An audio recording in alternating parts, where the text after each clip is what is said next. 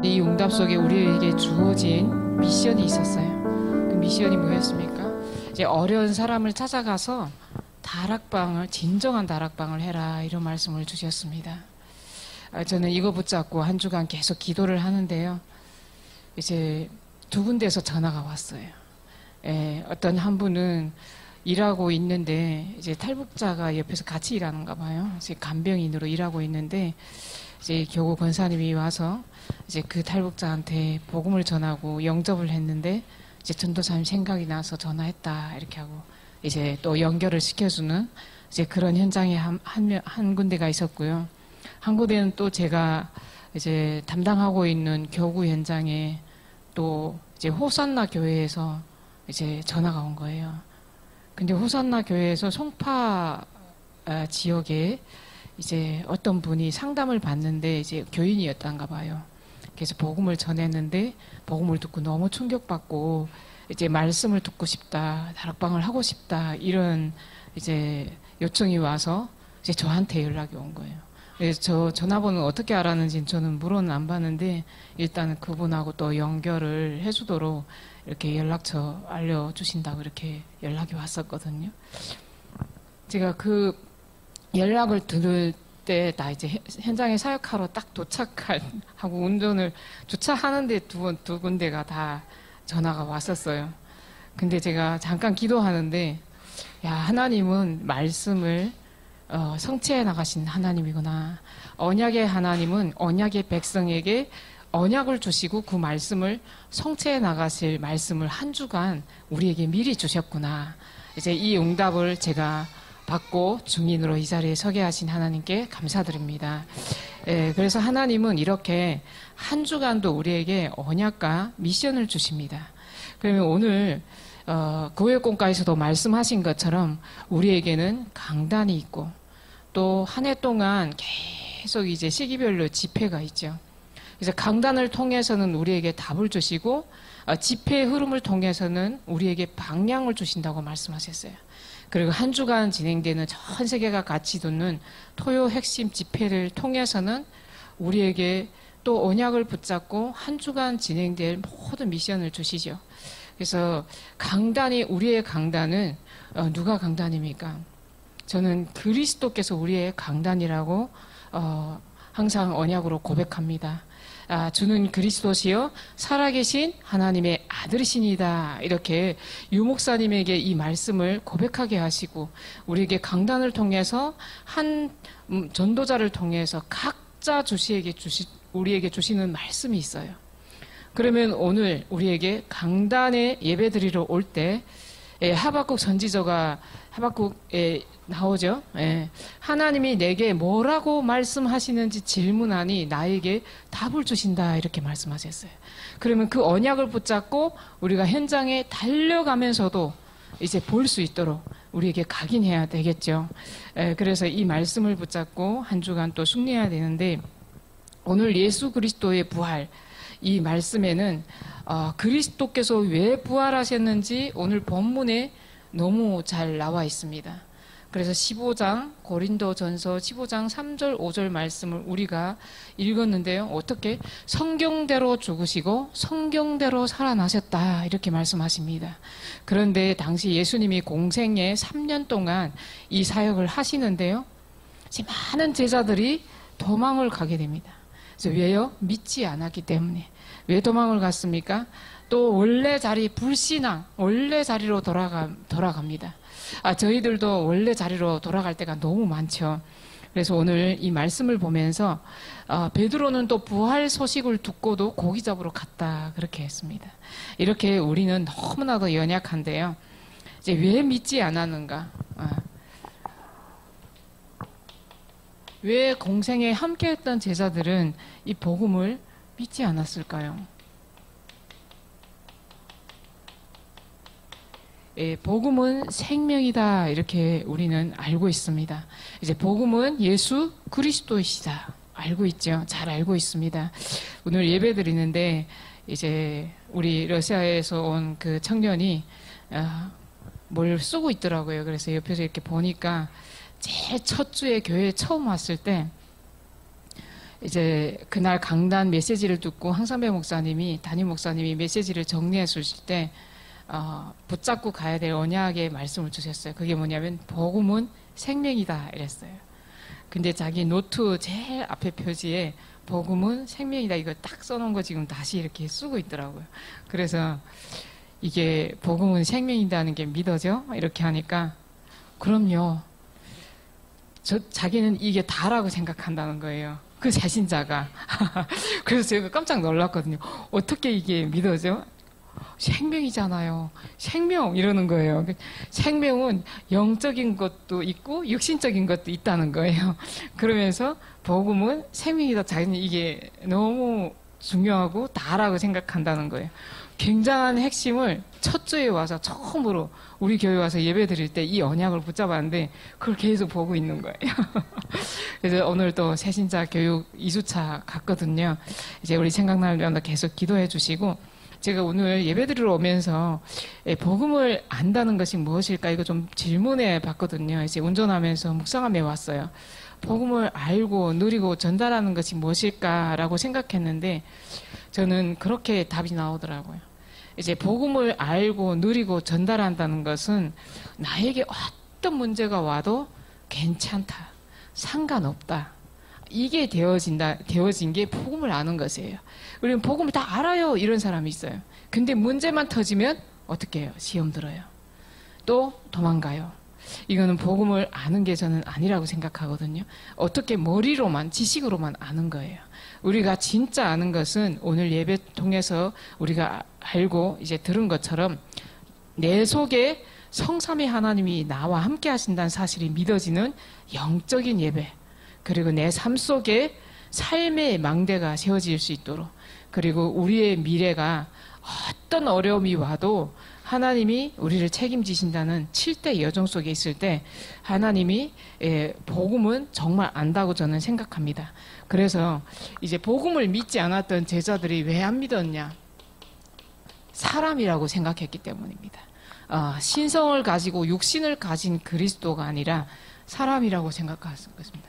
그리고 실제 십자가에 죽었다고 생각했던 것. 그냥 죽었다. 어떻게 저렇게 찔림을 받고 이제 피도 흘리고 진짜 죽었는데 이제 예수 그리스도가 아니라고 다 도망을 간 거예요. 그리고 세 번째는 뭐냐면 실제로 과학적으로 의학적으로 생리적으로 아는 사람이 없었던 거예요. 그래서 이제 예수 그리스도의 부활을 믿지 않았습니다.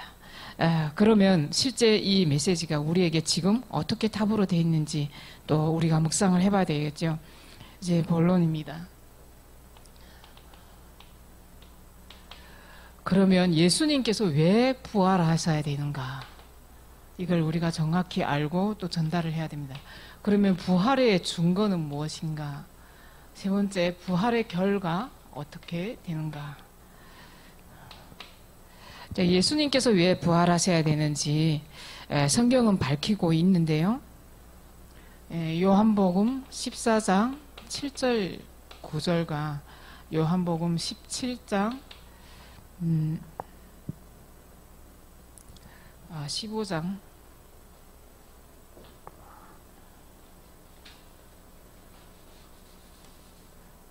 15장 7절에 나오는데요. 이제 왜 부활하셔야 되는가? 하나님이시기 때문입니다. 예수 그리스도께서 태초에 천지를 창조하실 때 이미 함께 계셨어요. 요한복음 1장 1절에서 3절까지 나오죠. 말씀은 곧 하나님이시다.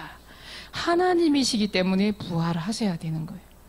이번에 이제 그 맹성 형제랑 이제 다락방 양육을 하는데요. 제가 하나님에 대해서 이렇게 얘기를 하는데 요한복음 말씀에 대해서 얘기를 하는데 질문을 하더라고요. 이제 태초에 천지를 창조하신 하나님이 계셨는데 하나님은 이제 신약에 오셨잖아요. 근데 어떻게 태초에 예수 그리스도께서 계셨는가 이렇게 질문하는 거예요. 굉장히 똑똑하죠. 그래서 참 잘했다 이렇게 하고 제가 말씀을 다 이렇게 확인을 시켜줬거든요.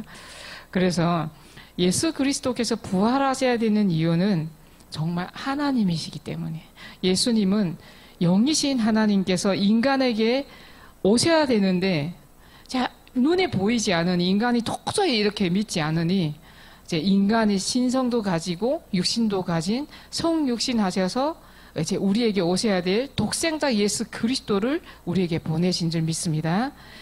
그래서 함께 있던 여기 요한복음 14장 7절 9절에 보면 빌립이 계속 예수님과 함께 있었는데도 하나님을 내게 보여주소서 이렇게 말합니다. 하나님은 말씀으로 우리에게 계시하신다, 나타내신다 하시거든요. 우리의 믿음은 말씀을 믿는 믿음인 줄 믿습니다. 두 번째는 부활하셔야 된 이유는 하나님은 살리시는 영이기 때문입니다. 그래서 고린도전서 15장 45절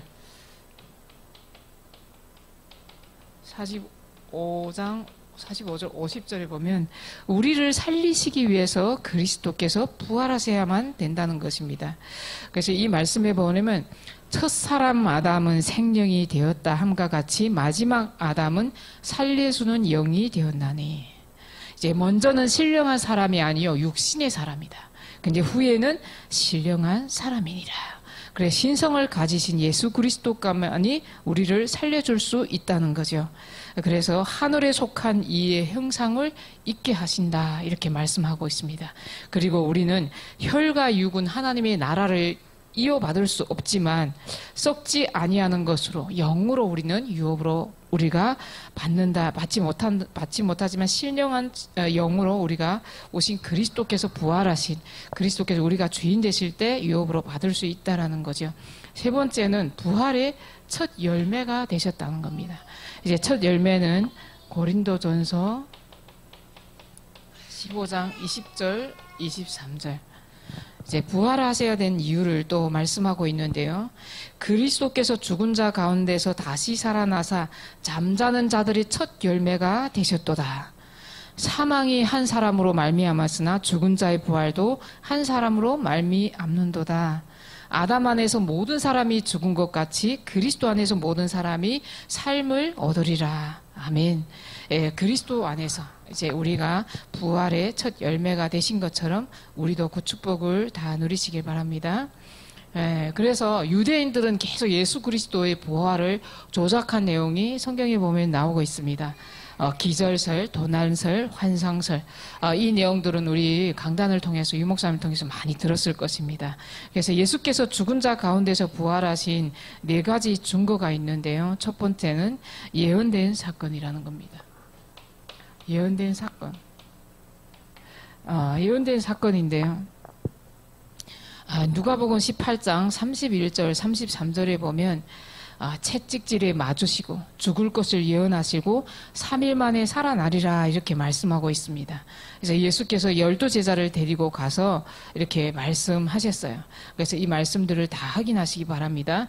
그리고 만일 무덤에 시체가 그대로 있으면 베드로 설교에 우리가 반응할 수 없다라는 거죠. 그래서 그들의 반응이 나타납니다. 그들의 반응은 사도행전 2장 37절 38절에 보면 예수 그리스도가 십자가에 죽으시고 부활하셔야 되는 그 내용을 베드로가 설교를 한 이후에 그들의 반응이 있습니다. 우리는 어떻게 해야 구원을 받느냐 이렇게 말할 때 이제 베드로가 담대히 말씀하시죠. 예수 그리스도의 이름으로 세례를 받고 제사함을 받으라. 그리하면 성령의 충만함을 얻으리라 이렇게 말씀하시니 그 모든 사람들이 세례를 받으니 그 수가 3,000이나 되었다. 이렇게 그들이 유대인들이 십자가에 못 박았던 그 핍박자들이 다시 하나님 앞으로 돌아오는 이 사건들이 생깁니다. 이렇게 예수님께서 주 안에서 부활하신 증거가 있는데요. 그 증거가 이제처럼 이제 예언된 사건이고 이제 빈 무덤이 증거하는데요. 이제 무덤은 이제 성경에도 나오고 있습니다. 마가복음 15장 46절에 예수를 세마포를 싸서 내려다가 그것으로 싸서 바위 속에 판 무덤에 넣어 두고 돌을 굴려 무덤 문에 넣음에 이렇게 성경에 증거가 나와 있죠. 그리고 원수들은 어떻게 행했냐면 파수꾼으로 또 지키고 돌로 완전히 임봉했다 그랬어요. 근데 또 그리고 나서 세 번째는 본 사람들이 있다고 하는 겁니다. 이제 본 사람들은 어떤 사람들이냐? 실제로 본 사람들. 고린도전서 15장 4절에서 8절 말씀에 나옵니다. 오늘 말씀 이제 본문 이어서 나오는데요. 장사 지낸 바 되셨다가 성경대로 사흘 만에 다시 자라나사 게바에게 보이시고 후에 12제자에게도 보이셨습니다. 그런데 그 후에 500여 형제에게 일시에 보이셨나니 그 중에 지금까지 대다수는 살아있고 어떤 사람들은 잠들었으며 그 후에 야고보에게 보이셨으며 모든 사도에게와 맨 나중에 만삭되지 못하여 난 자 같은 내게도 보이셨네. 내게 누구의 바울에게도 보이셨다.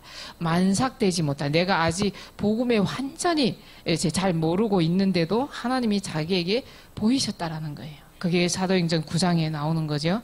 이렇게 12제자에게 500여 명에게 야고보에게 바울에게 사도들에게 이렇게 다 보이셨다라는 거예요. 그래서 실제로 부활하지 못했다면 그 증인들은 어떤 자가 되겠는가, 이렇게 그렇게 되면 다 거짓 증거가 된다라는 거죠. 그리고 만일 부활이 성취되지 않았다면 어떤 일이 일어나는가. 고린도전서 15장 17절에는 그리스도께서 다시 살아나신 일이 없으면 너희의 믿음도 헛되고 너희가 여전히 죄 가운데 있다, 이렇게 부활하지 않으면 안 되는 그 증거들을 말씀하고 있습니다. 그리고 네 번째는 교회와 성도들에게 능력으로 나타나셨다, 이렇게 말합니다. 이제 교회에도 능력으로 나타나시고 성령의 능력으로 나타나신 사건이 아까 초대교회에서 베드로가 설교했고 설교한 이후에 3천 제자가 일어나는 그 증거가 지금 이 증거입니다. 그래서 부활의 결과를 봅시다. 부활의 결과는 사도행전 2장 17절 18절 우리가 다 아는 말씀인데요.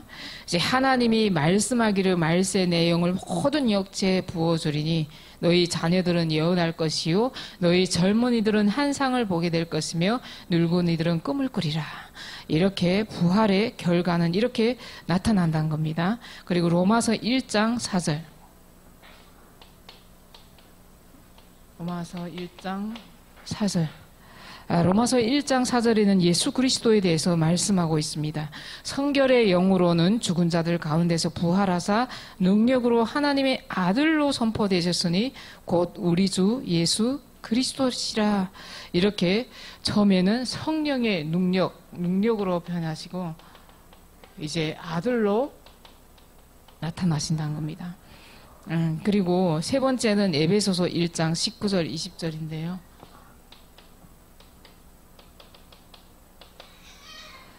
에베소서 1장 19절 20절에는 하나님의 위력으로 역사하심을 따라 믿는 우리에게 베푸신 능력이 지극히 크심이 어떠한 것을 너희로 알게 하시기를 구하노라. 그의 능력이 그리스도 안에서 역사하사 죽은 자들 가운데서 다시 살리시고 하늘에서 자기의 오른편에 앉히사. 지금 계속 말씀하시는 보좌의 능력, 그리스도께서 보좌에 앉으셔서 지금 능력으로 역사하신다는 겁니다. 그래서 이제 여기서는 성령께서 역사하시고 여기는 실제 하나님이 위에서 능력으로 보좌의 능력으로 역사하신다는 겁니다. 그리고 빌립보서 3장 21절에도 예수 그리스도의 이름 앞에 만물이 복종되게 하신다 그러고 히브리서 11장 13장 8절에는 하나님은 어제나 오늘이나 영원히 동일하시다 이렇게 말씀하십니다. 이렇게 부활의 결과가 어떻게 나타나는지 성경을 통해서 확인하였습니다. 그래서 우리는 이제 어떤 언약을 붙잡고 가야 되냐. 오늘 말씀하신 것처럼 우리는 이제부터 기도의 망대를 세워야 합니다.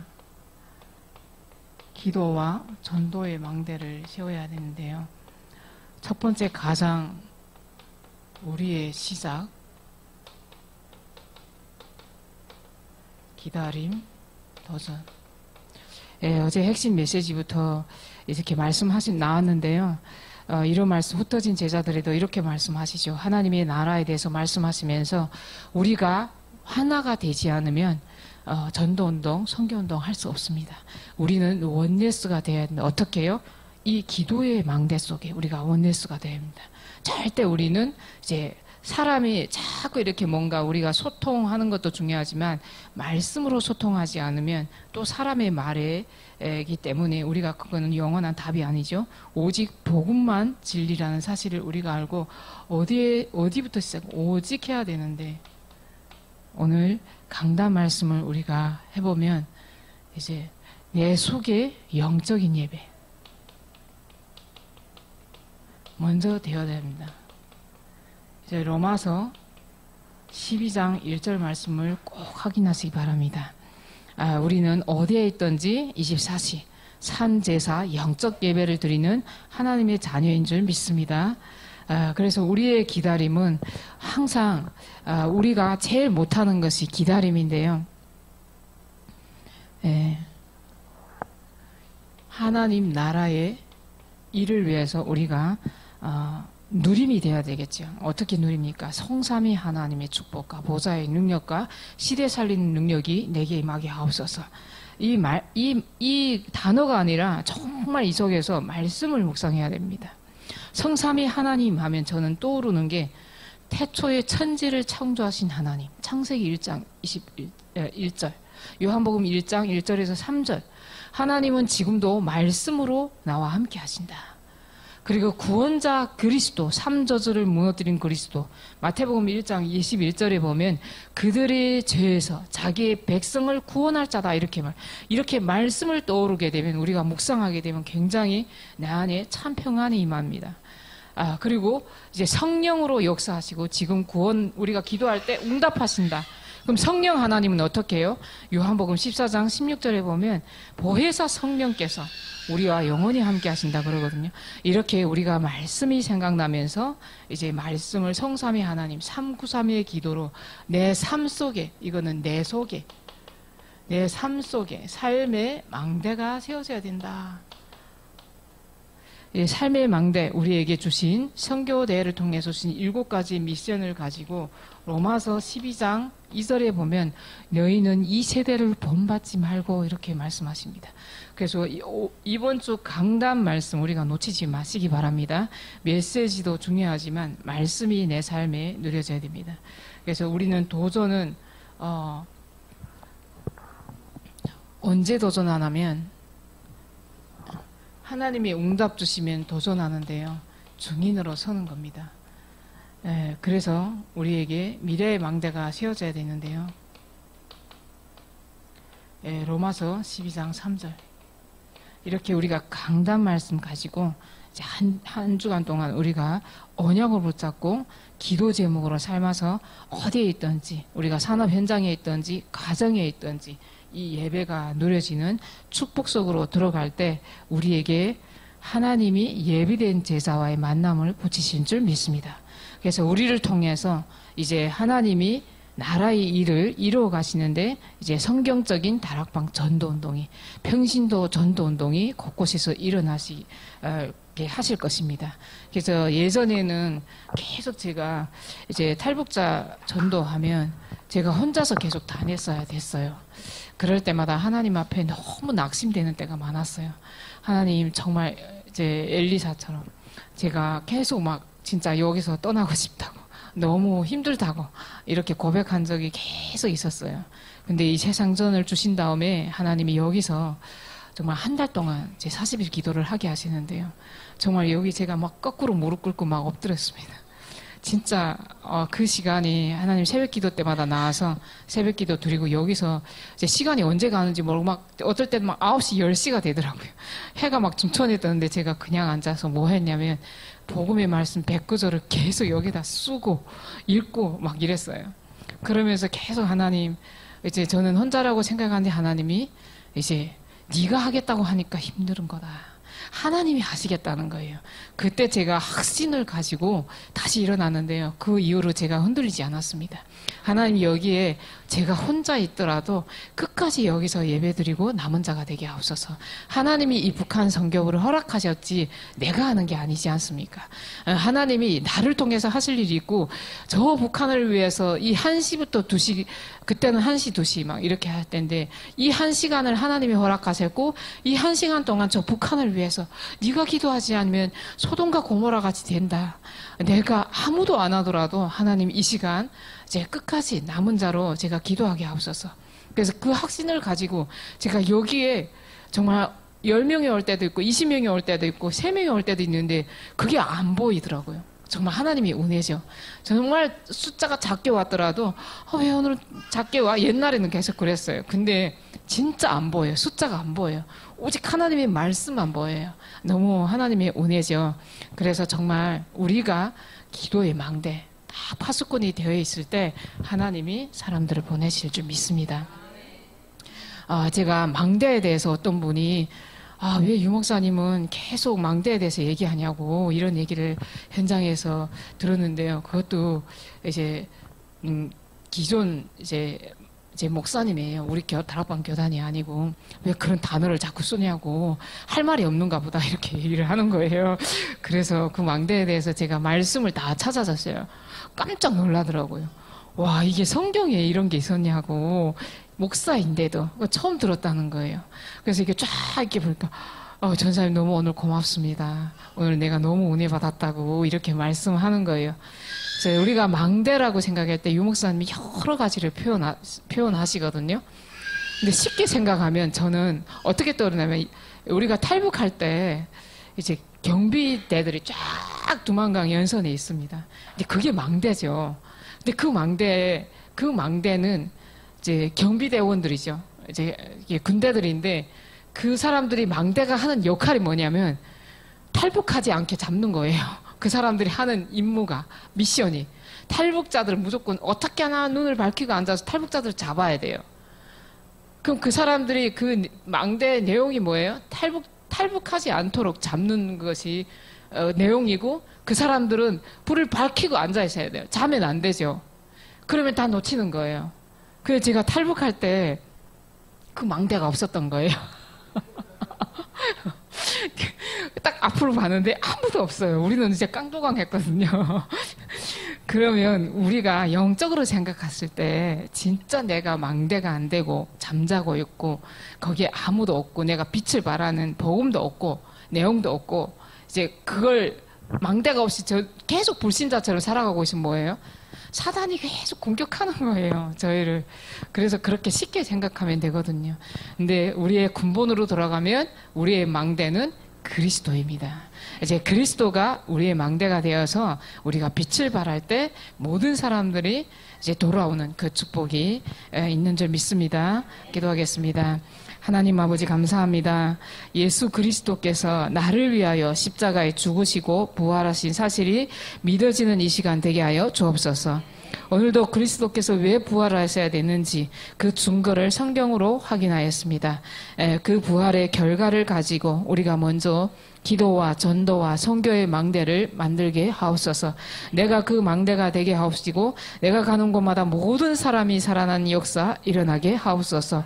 감사드리며 우리 주 예수 그리스도 이름으로 기도합나이다. 아멘.